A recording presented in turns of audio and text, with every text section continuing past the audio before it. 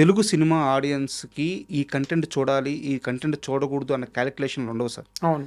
వాళ్ళకి కావాల్సిందేందంటే సినిమా బాగుంది అనేది వాళ్ళకి రిజిస్టర్ అయ్యే విధంగా promotion. Correct. 100%. But me cinema విషయంలో జరిగిందొచ్చేసి సినిమా కంటే కూడా సినిమా ప్రెస్ మీట్‌లో శివాజీ గారు మాట్లాడిన మాటలు అది ఇంకా ఎటో ఎటో ఎళ్ళిపోయి యాహ్! 'దండోరా' అనే సినిమాని చంపేసి, 'దండోరా' సినిమాని చంపేసి అది మొత్తం ఆక్యుపై చేసేసింది. ఒక నెగెటివ్ ఆరా మొత్తం ఆక్యుపై చేసేసింది. యాహ్! మీ సినిమా గురించి చర్చ లేకుండా పోయింది. యాహ్! దాన్ని ఆ ప్రమోషన్ టైంలో దాన్ని బ్రేక్ చేద్దామని నాకు తెలిసి మీ టీం నుంచి కూడా ఎలాంటి ప్రయత్నాలు జరగలేదు. యాహ్! అంటే అది మీరు మీడియాలో ఉన్నారు కాబట్టి అండ్ మీరు ట్రాక్ చేస్తారు కాబట్టి మీరు ఇంకా గట్టిగా చెప్పొచ్చు. నంబర్స్‌తో పాటు చెప్పొచ్చు. మీరు స్టాట్స్‌తో పాటు. నేను ఫీలింగ్ మాత్రమే చెప్పగలను. మీరు దాన్ని నంబర్స్‌తో జస్టిఫై చేయగలరు. ఎందుకంటే మీరు వెరీ క్లోజ్‌గా ఎక్కడ డిస్కోర్స్ ఎటుపోతుంది ఏంటనే దాని మీద అది మీ పని, అది మీ జాబ్ కాబట్టి. సో, ఆ డిస్కోర్స్ తాలూకు ఎఫెక్ట్, ఇంపాక్ట్ ఏంటనేది 100% మీరు right person to say.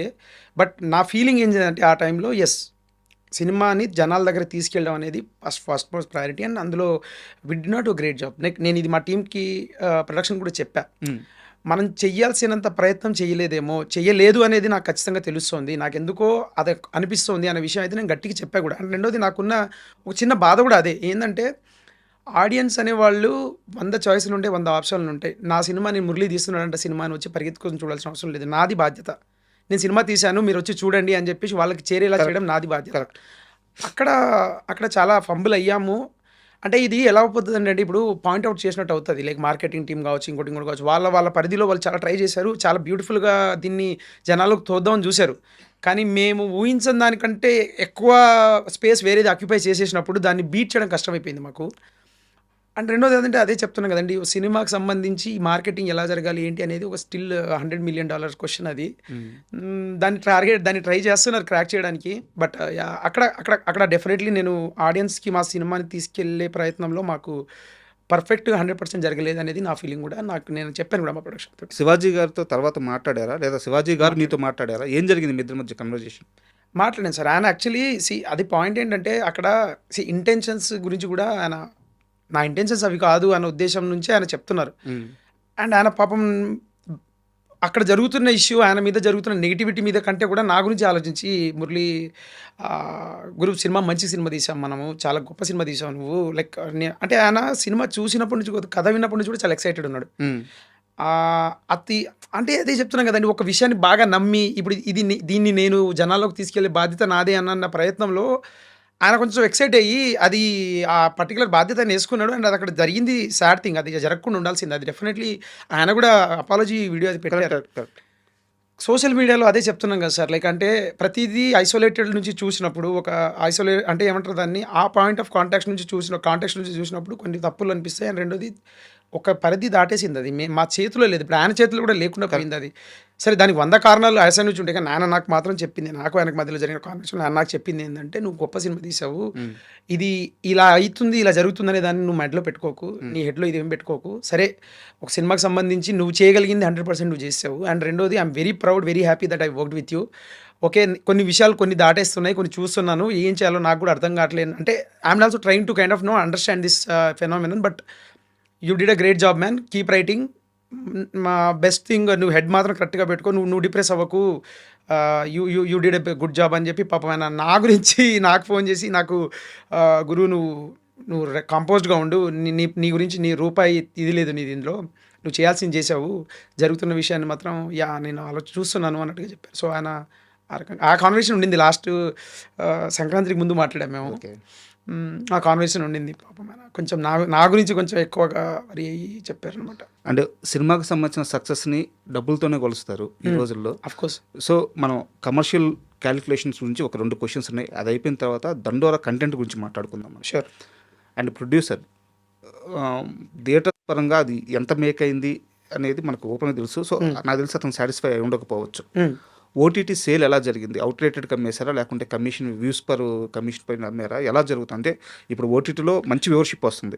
So ఇప్పుడైనా లాభపడే అవకాశం ఉందా ప్రొడ్యూసర్? అంటే నాకు తెలిసిన ఇన్ఫర్మేషన్ వరకు ప్రొడ్యూసర్ గారికి ఎంత లాస్ అయింది అనే దాని మీద నేను కమెంట్ చేయడం కరెక్ట్ కాదు. ఎందుకంటే బట్ పర్సెప్షన్ చెప్పగలను, నా ఫీలింగ్ చెప్పగలను. ఈ సినిమాకి ఇంత అయ్యి ఉండొచ్చు, ఇంత దానిలో ఇంత బిజినెస్ చేసి ఉండొచ్చు అనేది అంతా డెఫినెట్గా ఆయన మా టీం ప్రొడక్షన్ వాళ్ళు చూసుకునే వ్యవహారం అది.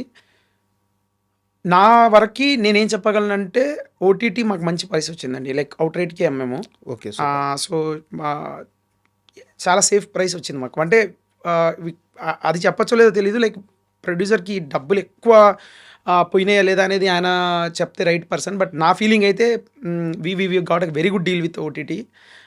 అండ్ దెన్ ఇప్పుడొస్తున్న రిసెప్షన్ గానీ, లేకపోతే ప్రతి వేరే విషయాలు లైక్ వేరే థింగ్స్ గానీ those are also good. So, yeah! Financially how well it did అనే దాని మీద he is the right person to say. But I think we got a good OTT deal. And also మేము shooting కూడా చాలా limited డేస్‌లో చేసాం. Yeah! అంటే నేను ఒక పాజిటివ్ కన్సర్న్‌తోనే అడిగాను. ఎందుకంటే ఒక గొప్ప సినిమా 100%, చేసినప్పుడు 100%, ఖచ్చితంగా కమర్షియల్‌గా కూడా లాభపాడు ఉండాలి. జరిగితే మేలని తెలుసుకోవడానికి అడిగాను. 100%. అంటే ఇక్కడ నాకు చిన్న డౌటు. ఇప్పుడు ఓటీటీ సేల్ అయ్యేటప్పుడు చాలామంది మేకర్స్ చాలా ప్రశ్నలు రైజ్ చేస్తూ ఉంటారు. మేము ఓటీటీకి వెళ్ళినప్పుడు ప్యాడింగ్ కరెక్ట్‌గా లేదు, స్టార్స్ కరెక్ట్‌గా లేదు, లేకుంటే కమర్షియల్ పాయింట్స్ లేవు. ఇలా చెప్పి మా రేట్స్ తగ్గిచ్చేస్తారు, లేకుంటే కొనరు, ఇలా చెప్తా ఉంటారనమాట. యాహ్! సో, మీకు ఫస్ట్ సినిమాకి ఓటీటీ దగ్గర నుంచి ఎలాంటి ఎక్స్‌పీరియన్స్ ఫేస్ చేశారు? నేను బేసిక్‌గా ఎక్కువ ఇన్వాల్వ్ అవ్వలేదండి. నాకు మా ప్రొడ్యూసర్ ఈ took care of everything. Okay. So, ఓటీటీకి సంబంధించి ఏం జరిగింది, కాన్వర్జేషన్ ఏంటనేది నాకు తెలీదు. కానీ ఆయన నాకు అప్పుడప్పుడు మెసేజ్‌లు పెట్టేవాడు, చూపించేవాడు. వాళ్ళు చూసారు ఓటీటీ, వాళ్ళు సినిమా చూసారు. ఓకే. సినిమా చూసి గొప్ప సినిమా అండి, చాలా బాగుంది, ఇది ఖచ్చితంగా మాకు యాడెడ్ అడ్వాంటేజ్, దీన్ని మేము ఖచ్చితంగా లైక్ పర్స్యూ చేస్తాము అని వాళ్ళ సైడ్ నుంచి కొన్ని ఎంకరేజింగ్ మెసేజ్. అంటే ఆయన ఇది సినిమా పట్ల పర్సెప్షన్ ఇది మురళి, నువ్వు ఫీల్ అవ్వకు అన్న. అంటే బిఫోర్ ఈవెన్ రిలీజ్ కొన్ని మెసేజ్లు వచ్చాయి వాళ్ళ నుంచి. నేను అది వాళ్ళ పేర్లు కూడా పేర్లు చెప్పకూడదు.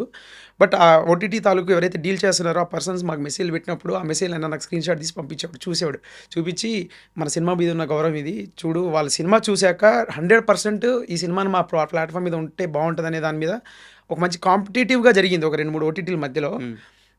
And that's what it is. Like అంటే ఇప్పుడు ప్యాడింగ్ ఉంది లేదు అనే ఆ కాన్వర్జేషన్ మా ప్రొడ్యూసర్తో జరిగి ఉంటుంది, నాకు తెలియదు అది.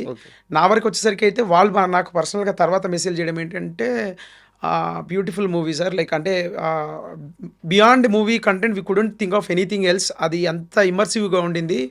And you did a great job, like first film అంటున్నారు, సూపర్గా ఉంది, like you have a long way to go అని వాళ్ళు ఒక చాలా పాజిటివ్ మెసేజ్ అయితే పెట్టారు. సో, ఆ డీలింగ్ ఎట్లా జరిగింది, వాళ్ళకు ఒక ప్యాడింగ్ గురించి ఉందా లేదా అనేది నాకు తెలియదు. కానీ నాకు తెలిసిన తెలిసిన వరకు ఏంటంటే వాళ్ళకి డేట్ కన్సర్న్ ఉండింది. ఓకే.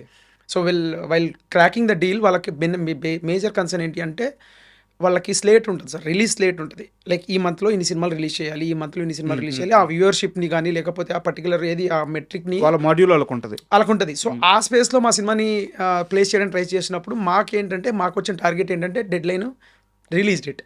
ఓకే. సో, పలానా డేట్ 12కి రిలీజ్ చేస్తే పలానా ఇది ఈ పర్టికులర్ మాకు ఇక్కడ ఉంది స్పేస్. ఇప్పుడు మీరు 12కి రిలీజ్ చేస్తే మేము ఇక్కడ దీన్ని జాన్లో ఇక్కడ ప్లేస్ చేసుకోవచ్చు. ఓకే. ఆ కన్స్ట్రెంట్లో నుంచి మాకు వచ్చిన టార్గెట్ ఏంటంటే 25కి సినిమా రిలీజ్ చేస్తే మాకు బెటర్గా ఉంటుంది అన్న దాంట్లో నుంచి. And the prices they were trying to give us was reasonably good అన్న ఫీలింగ్ నాకు మా ప్రొడ్యూసర్ గారు చెప్పినప్పుడు okay let's go for that అన్నట్టుగా. అదొక్కటి మాత్రం నాకు తెలుసు, మిగతాది అది తెలియదు ఏం జరిగింది.